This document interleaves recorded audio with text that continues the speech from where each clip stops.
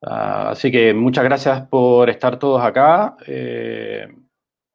Vamos a ver la presentación con respecto al tema del cerebro. Eh, Bien, quiero agradecerles a todos los que están acá en la audiencia viendo esta presentación, sobre todo porque por acá es la hora del almuerzo y por allá todos deben estar pensando, bueno, ¿qué voy a almorzar? ¿No? ¿Qué voy a cenar por allá? ¿Ya? Hemos escuchado constantemente la palabra de agilidad. Y el tema de la agilidad viene asociada a ciclos. Y cada ciclo significa que debemos entregar algo. Pero además de eso, debemos incorporar mejoras. Y al incorporar mejoras, significa también que tenemos que empezar a aprender nuevas cosas.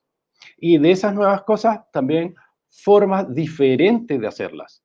Sumado a que el tema de la agilidad está asociado a la flexibilidad y por ende quizás este camino es muy bueno ahora y de repente más adelante ya no es óptimo y debemos tomar otro camino. Todo eso significa cambios. Y los cambios están generados también a incorporar nuevos hábitos. Según la Universidad de Stanford, el 80% de todas las cosas que hace el ser humano están basadas a través de hábitos. Y de ese 80%, el 70% nadie sabe, o mejor dicho, no tienen, digamos, el conocimiento con respecto a por qué lo están haciendo o cómo lo están haciendo. Dada esa situación, significa que el tema de la agilidad implica involucrar estos elementos de hábito. Y como ya dijimos, el hábito atrae cambios y los cambios es pasar de un status quo a otro.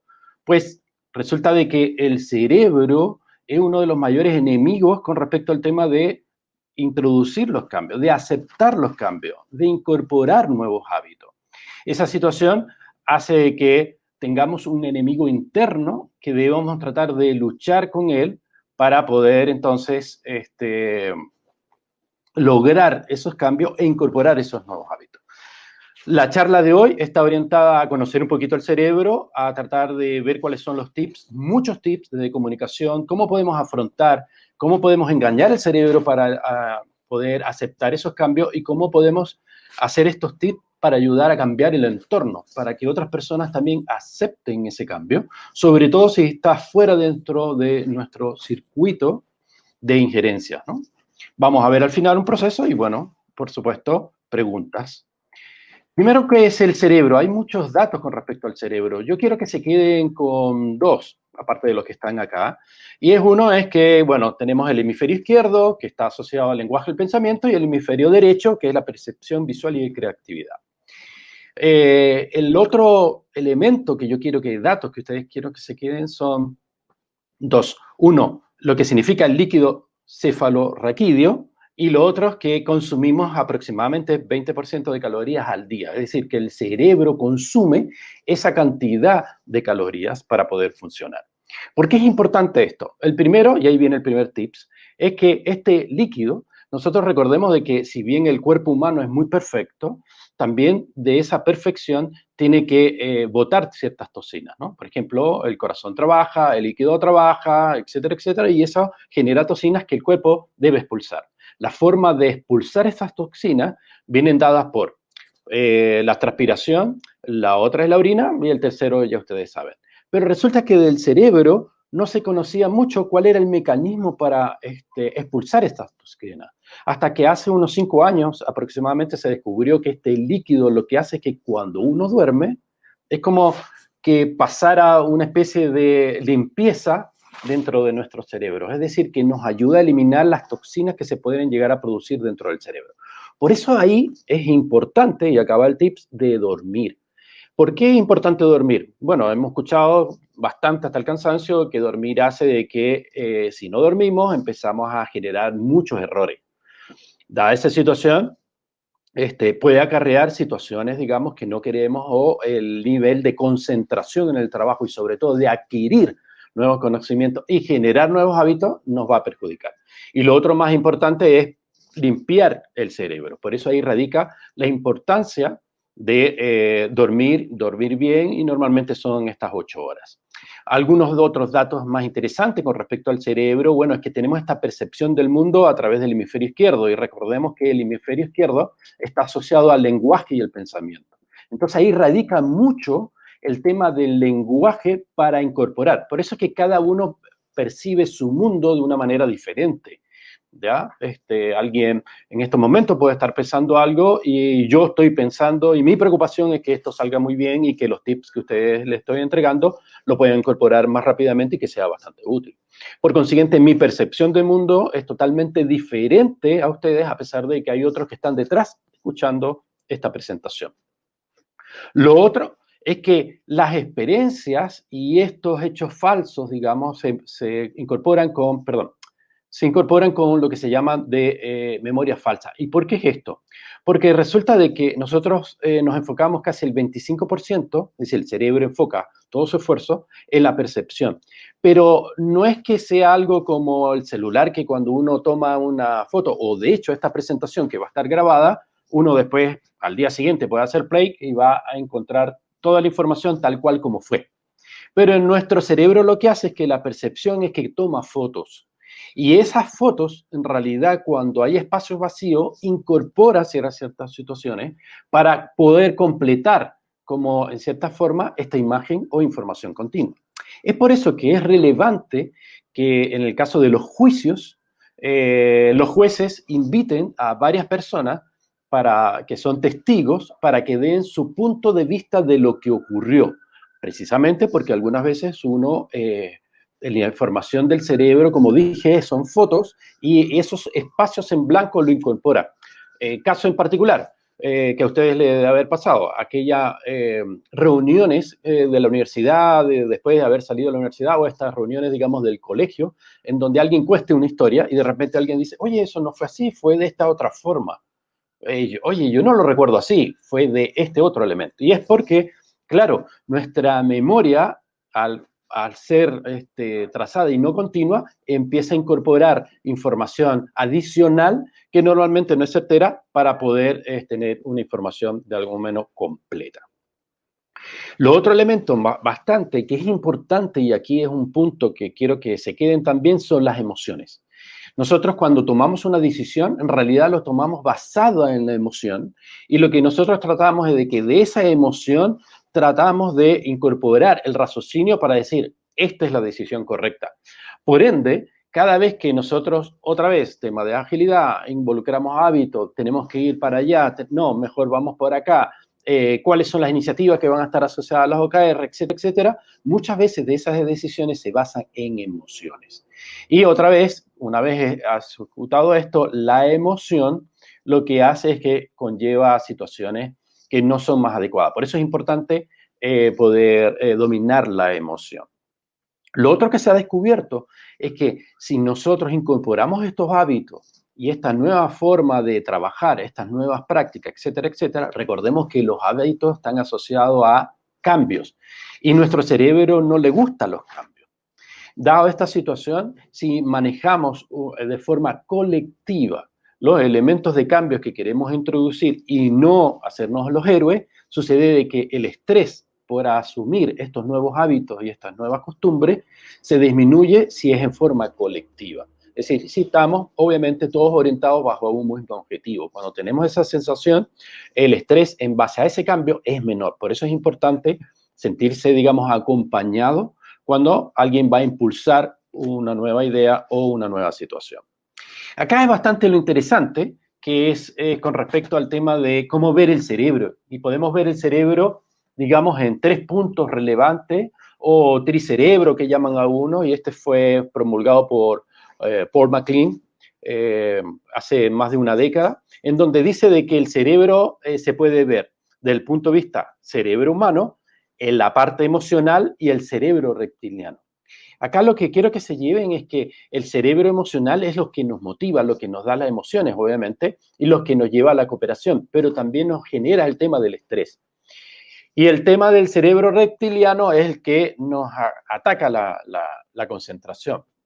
Muchas veces con situaciones de estrés, lo que hace el cerebro reptiliano es decir, oye, acá hay que correr, o mejor no nos metamos en esta situación. El tema es que el cerebro emocional es el que más domina. Por consiguiente, si se gatilla mucho el cerebro emocional, hace de que los otros dos se empiecen a mitigar y el cerebro emocional toma muy radicalmente el control de todo lo que nosotros podamos efectuar. Entonces, es importante es ver cómo podemos manejar ese elemento emocional y les voy a dar algunos tips más adelante. ¿Por qué no nos cuesta cambiar? ¿Por qué nos genera esto de el hábito? ¿Por qué es dificultoso los cambios? A pesar de que si estamos inmersos en un entorno ágil, como yo dije, de que es algo cíclico, que debemos entregar cosas, que debemos incorporar mejoras, esas mejoras son hábitos, eso significa quitarnos del status quo, etcétera. ¿Por qué nos cuesta cambiar? Nos cuesta cambiar por dos razones. La primera razón es porque nuestro cerebro tiene un mapa mental. Y ese mapa mental, por más que estemos en una organización o en una actividad muy burocrática, ya sabemos cómo podemos abordar. Ya sabemos de que para hacer esto y esto, es decir, los diferentes pasos, tenemos nuestro mapa mental y para ahí ya es suficiente. Cuando incorporamos nuevos hábitos o nuestras formas de hacer las cosas, lo que sucede es que estamos cambiando ese mapa mental. Y el cerebro te dice, oye, para, no me cambies el mapa mental. Porque si no significa que debo incorporar nuevas cosas y debo armar otra vez mi mapa mental. ¿Y eso qué significa? Si se acuerdan un dato anterior, es que el cerebro consume más energía. El solo hecho de estar ustedes escuchando esta presentación y tratar de asimilar esta presentación, va a ocurrir de que el cerebro comienza a activar más energía y sucede que el cerebro está diseñado para ahorrar energía. Entonces nos manda señal para decir, oye, ya, suficiente, hemos tenido mucha información, tengo que incorporar nuevos datos, me estás diciendo que cambia el mapa mental. Por ende, eso para mí significa un consumo bastante de energía, más del 20% de lo que es habitual. Por favor, no quiero más. Entonces se empieza a generar este cerebro emocional para decir, oye, paremos un poco más acá, paremos con los cambios, no generemos más situación. Dado esto, es importante entonces de que entender de que nuestro enemigo o nuestro primer enemigo es el cerebro y que nos está dando alerta de, oye, consume menos energía y no me cambies el mapa mental o el proceso mental. Vimos que el tema de la comunicación es la percepción de nuestro mundo. Entonces es importante de que esta comunicación de cómo los veo. Y en esta presentación muchas veces me han visto que he manejado las manos, tratar de la entonación y ahora que estamos en forma remota, este lenguaje no verbal se hace más evidente y su necesidad de uso. Entonces la comunicación se establece a través de tres canales: el visual, el auditivo y el kinestésico.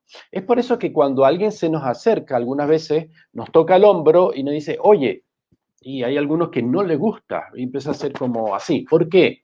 Porque no es kinestésico. Pero la persona que es kinestésica, para poder establecer la comunicación, necesita o mover las manos, o tocar a alguien, acercarse, etcétera. Aquella persona que es muy visual necesita ver a la persona, ver los ojos de la otra persona para poder establecer la comunicación.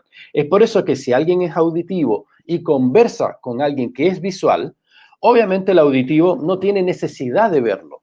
Entonces el visual que dice, oye, no me estás escuchando. Y el otro que es auditivo dice, pero ¿cómo? Yo sí te estoy escuchando, te estoy prestando atención. ¿Por qué? Porque su canal de comunicación mayor es el auditivo. Ahí aparecen más o menos el porcentaje de las preferencias, digamos, de la comunicación y qué es lo que nosotros vemos, ¿no? Y cómo influye el tema, el lenguaje, digamos, no verbal es demasiado importante para poder establecer entonces la comunicación. Algunos datos para comenzar después de lleno con los tips e ir terminando. Ya sabemos que siempre en toda incorporación de nuevos hábitos o nuevos cambios, etcétera, siempre va a haber personas de que automáticamente quieren estar en la ola, ¿no? Al principio de la ola. Y hay otros en los cuales dicen, no, yo la verdad es que pase lo que pase, da lo mismo, yo nunca voy a aceptar el cambio. Y ese representa el 15%, ¿no? En el cual nos tendríamos que empezar, digamos, a poder lograr el cambio y poder, digamos, acercarnos a las personas que están dentro de esos rangos. Comenzamos con los tips. El primer tip es obviamente observar. ¿Qué pasa? ¿Cuál es el problema? Muchas veces queremos solucionar algo, pero esa solución en realidad lo que estamos viendo es el síntoma. Y al resolver el síntoma, no estamos resolviendo la fuente. Entonces es importante hacer esa observación para resolver la fuente de problemas.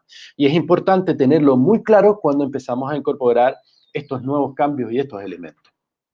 Dado eso, la mejor recomendación es obvio, como dicen todos, es comenzar con ciertos experimentos, ciertas situaciones, ver si eso aplica y una vez que se aplicó, tomar estas experiencias y poder distribuirlo a lo largo de la organización o a lo largo de nuestra vida donde queremos empezar a hacer los hábitos. Lo otro interesante que ayuda mucho incluso al cerebro para poder aceptar esos cambios y a las personas para adaptarse más rápidamente es inventar nuevas jergas. La agilidad nos da un montón de nuevas jergas, nuevo vocabulario, nuevas palabras, y en las organizaciones nos encanta ese tipo de cosas. Esos elementos ayudan mucho y se han demostrado que ayudan mucho para el tema del cambio y aceptar cosas nuevas. ¿Ya? Muchas veces es más de lo mismo, pero el solo hecho de cambiar un poco la jerga, utilizar nuevas siglas y todo lo demás, hace de que la persona sienta un deseo de acercarse y asimilar ese cambio, ¿no? Lo otro es contar esto, ¿no? Las experiencias, la narrativa. Yo en una organización hice tal cosa o nuestro equipo hizo tal cosa y por consiguiente logramos, dado esa narrativa como se basa a través de la experiencia y que tú lo viviste, obviamente hace que se acerquen más a las personas y sean más empáticos y más asociados para poder lograr ese cambio o aceptar ese cambio. El otro tip es que obviamente todo cambio implica, digamos, o toda cultura que se basa en principios y valores, hace de que esos principios y valores logren comportamiento y esos comportamientos logren acciones. Si mi principio y si mi valor es diferente a la organización donde estoy, o esos principios y valores van a estar de alguna forma cambiados por nuevos elementos que se quieren incorporar, va a ocurrir los roces, va a ocurrir el rechazo. Por eso es importante conocer bien cuáles son esos principios y valores y cómo lo podemos adaptar a la organización si es que estos principios y valores van a ser cambiados, ¿ya? El otro tips es el tema del campeón de los escépticos. Ya vimos que casi el 15% es como, da lo mismo lo que va a hacer, pero yo no lo voy a aceptar. Entonces, acá hay una forma de, bueno, ¿cómo lo podemos hacer para que esta persona se incorpore? Lo mejor es decirle, oye, he pensado en ti porque porque yo considero que nos puedes ayudar con este cambio. Ojo, ya sabemos que esta persona rechaza el cambio, pero lo que le podemos decir es, tú me vas a ayudar a ver cuáles son los factores o los elementos que nosotros no hemos mirado o cuáles son los elementos en los cuales a ti te parece que no son adecuados, pero con la condición que nos diga cómo deberíamos revertir esa situación. Si nosotros entonces logramos a este campeón de los escépticos ser el líder de las críticas, pero que esas críticas fueran constructivas y sobre todo que de esos elementos constructivos nos ayudan, digamos, a poder hacer las mejoras, siempre los escépticos tienen personas que van alrededor de él. Si lo ven que nos está ayudando, incorpora rápidamente, estos se van a unir al cambio. Lo otro es vender, ¿no? Es decir, hemos logrado algo, venderlo y decir, y ojalá con muchos datos. Entonces, estos pequeños wins hacen que la gente que pensaba de que voy a ver qué es lo que sucede acá, una vez que se incorporan, digamos, estos cambios, recién yo me sumo, pero si nosotros empezamos a comunicar estos wins y sobre todo con datos, más rápidamente se van a sumar y más rápidamente van a querer ayudar y acompañar el cambio, ¿no? Esto de testimonios de clientes internos es fundamental. Persona tal incorporó esta nueva práctica y estos son los resultados que ha dicho, ¿no? Mientras más cercanos, mejor. Lo otro es, ¿qué hacemos entonces cuando hay personas que no se quieren hacer? Por ejemplo, una simple encuesta. Es muy importante decir, en vez de decir, oye, faltan gente para responder o hay personas que no han respondido a esta encuesta, es bastante certero decir, llevamos 85 personas o el 85% de todas las personas han contestado la encuesta. Faltas tú. Entonces uno dice, oye, yo no estoy en esa cifra, entonces debo estar ahí. O, por ejemplo, en la práctica X, casi el 75% ha aceptado esa práctica y ha comentado de que le ha ayudado mucho en su trabajo. El solamente decir eso, uno dice, oye, yo no estoy en ese lugar, quiero estar. Por ende, nos va a llamar para incorporar esa práctica, ¿no? Lo otro que es muy fácil ver es que normalmente la cultura o el lugar del trabajo es muy bueno ver, incluso dentro de un equipo que hay siempre microcultura, algunas veces esto de ver quién es el líder o quién es ver el jefe o quién es el management, etcétera, etcétera, ver cómo es su comportamiento, normalmente es igual las personas que dependen de ese líder o que están trabajando con ese líder si queremos verlo como una organización muy piramidal. Entonces es bueno ver cómo es su cultura, cómo son sus principios y sus valores, y nos vamos a dar cuenta que el equipo, por ejemplo, va a tener esos principios y valores por tal. Para ir terminando con los tips, normalmente siempre vamos a estar viendo el vaso medio vacío, así que es importante siempre ver también el vaso medio lleno.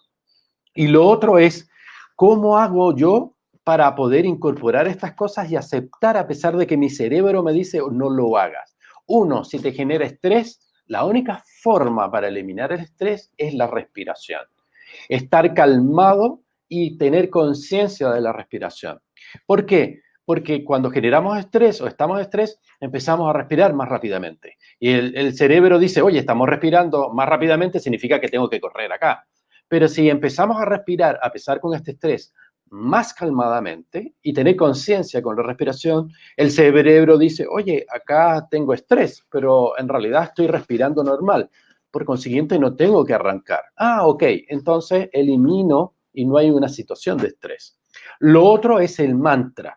¿Ya? Ir repitiendo, si puedo, o por ejemplo, esta práctica me es útil, o necesito, o lo voy a poder abordar, para mí es fácil incorporar este cambio, este nuevo mapa de proceso lo voy a poder abordar, etcétera, etcétera. E ir repitiéndolo constantemente. Preguntas que uno debe hacerse es, eh, por qué queremos este cambio, qué es lo que se hace, qué es lo que me gusta, qué quisiera cambiar y recordar que cambiar un hábito es diferente a incorporar un hábito. El cambiar un hábito, lo que sucede es directamente es incorporar todos los días lo mismo, lo mismo, lo mismo y repetir hasta que se genera. Pero cuando incorporamos un hábito, el cerebro lo que pasa es que yo debo cambiar un hábito, es decir, saco mi hábito, queda un espacio vacío y el cerebro dice, oye, ¿cómo llenamos este espacio vacío? Y se genera estrés, se genera situaciones y trata. Es lo típico como las personas quieren cambiar o dejar de fumar. Significa incorporar un hábito, sacar un hábito totalmente diferente. Y hasta esa situación lo que te dice, quiero nicotina. Entonces uno tiene que tratar de decir, no, para, nicotina no, y lo tengo que suplir por otras cosas. Una vez que se va incorporando estos hábitos, otra vez también empezar a repetición, repetición, repetición. Para ir terminando, la receta es muy simple. Tratar de sustituir las cosas sin dejar esos espacios vacíos, como yo mencioné. Establecer el por qué significa establecer un compromiso. ¿Por qué yo tengo que cambiar? ¿Por qué yo debo asumir este cambio? ¿Por qué yo debo incorporar este nuevo hábito? Lo otro, siempre pensar en positivo. Lo puedo hacer y lo voy a lograr.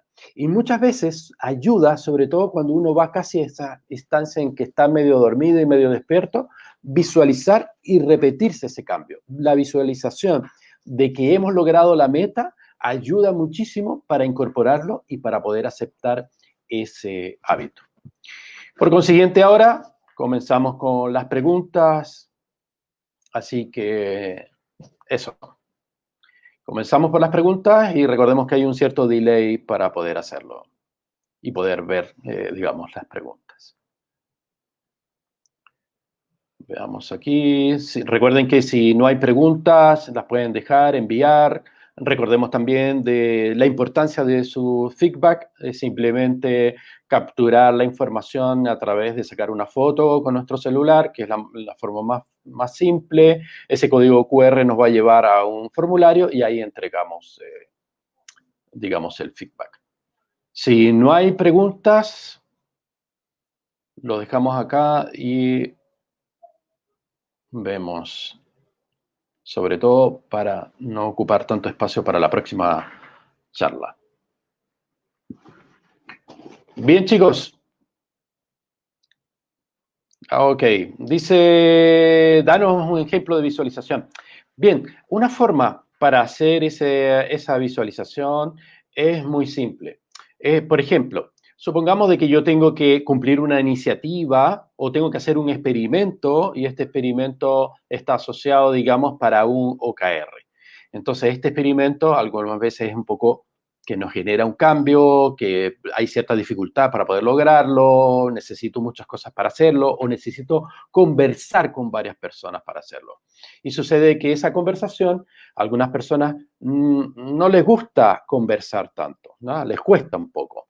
Entonces, en ese momento es en tu casa o cuando yo digo de que vas a dormir y estás en esa transición en que duermo, que casi estoy durmiendo, es visualizar cómo conversas con esa persona, cómo estoy obteniendo los resultados de ese experimento, cómo estoy obteniendo ese éxito, tratar de vivirlo. Porque sucede que el cerebro, es por eso que cuando uno sueña y cuando tiene una pesadilla, algunas veces uno se levanta rápidamente, por ejemplo, que lo están persiguiendo y uno se levanta como agitado, porque el cerebro no distingue entre la realidad y lo que nosotros nos estamos imaginando. Entonces, al tener esa visualización, nuestro cerebro dice, sí, efectivamente lo estoy logrando y lo estoy teniendo así. Entonces, dado eso, es importante y es interesante esa visualización, porque otra vez, reitero, el cerebro no distingue entre lo real y lo que nos imaginamos. Por eso que incluso cuando uno ve una película y ven que lo van a atacar a alguien o lo van a robar, uno se pone nervioso, pero como la persona no corre y empieza a gritar o algunos, etcétera, etcétera, es porque nuestro cerebro no hace distinción de lo que ve o de lo que piensa y lo asume que todo es real. Por eso incluso hay una tendencia que dice de que ojalá a los niños no le enseñes el no, porque el cerebro tampoco entiende el no. Entonces, dado eso, esos son los tips con respecto a visualización y cómo poder, digamos, pensar. Así que eso, chicos, les agradezco por su tiempo, por estar acá y, bueno, sobre todo por estar escuchando todas. Nos quedan algunas muy pocas charlas, así que seguimos con el resto. Chao, chao, que estén súper bien.